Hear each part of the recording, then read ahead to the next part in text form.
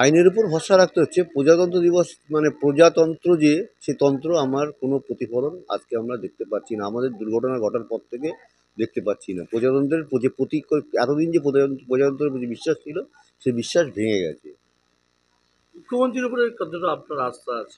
প্রথম দিন রেখেছিলাম দুদিন, কিন্তু তাদের যে চরিত্র দেখেছি তাতে আমাদের আস্থা এতটুকু 1% আস্থা এখন আমি। স্থানীয় কাউন্সিলর বা বিধায়কের উপর আপনার কতটা আস্থা? সেটা তো আমরা হাস্যকর ব্যাপারে পরিণত হয়েছে। প্রথম 4 দিন টোটাল ওনারা আমাদের গার্ড দিয়ে রাখতেন, আমরা কি বলছি, কি করছি, কোথায় যাচ্ছি সমস্ত খোঁজখবর রাখতেন। যেদিন সিবিআইয়ের কাছে এই মামলাটা চলে গেছে তারপর থেকে তাদের আর কোনো পাত্তা পাওয়া যাচ্ছে না। কলকাতা পুলিশের উপর আপনার কতটা আস্থা আছে? কলকাতা পুলিশ তো প্রথম দিনই আমাদের আস্থা নষ্ট করে দিয়েছে, প্রথম দিন 9 তারিখেই।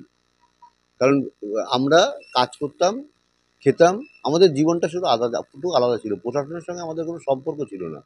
মানে এতদিন আমার এই 62 বছর বয়স পর্যন্ত 9 তারিখ থেকে পুলিশ যখন আমাদের এই দুর্ঘটনার পর থেকে পুলিশের চরিত্র আমরা দেখেছি এবং পরিষ্কার বুঝে নিয়েছি, এবং শিয়ালদা কোর্টের রায়ে পুলিশের যে ভূমিকা তার পূর্ণ প্রতিফলন এসছে।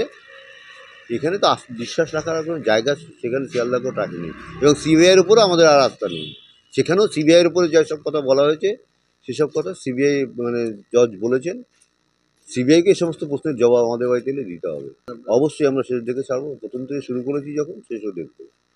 এত মানুষ অভয়ের জন্য লড়াই দিয়েছিল। হ্যাঁ, এই যে এত লোক আমাদের সঙ্গে আছে বলে আমরা সে কথা বলতে পারছি এবং প্রকাশ্যে এসে সমস্ত প্রতিবাদ করার মানে সাহস পাচ্ছি, এবং সব লোকজন আমাদের সঙ্গে থাকুক, এরকমভাবে এগিয়ে আসুক।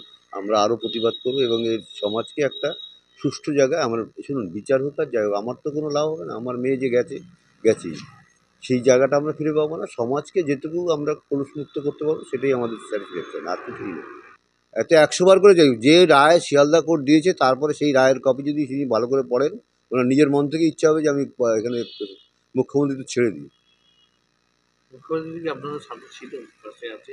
কোনো সময় ছিলেন না, উনি কি ব্যাপারটাকে ধামাচাপা দেওয়ার প্রথম থেকেই করছেন, এবং ওনার ওনার আঙ্গুলি হেলনের সমস্ত কাজ হয়েছে, এটা আমার মনে এখন পুরো বুঝতে পারছি। সে তো আমরা তো বলছি যে আমার ওয়াইফ তো বলেছে প্রকাশ্যেই যে ছেলে মেয়েকে ভালো শিক্ষিত করলে হবে না, প্রভাবশালী হতে হবে, তা নাহলে সমাজে সে উঠে দাঁড়াতে পারবে না। তাহলে এটা তার যে প্রভাবশালী হবে না তার বিরুদ্ধে এই ধরনের ব্যবস্থা করা হবে।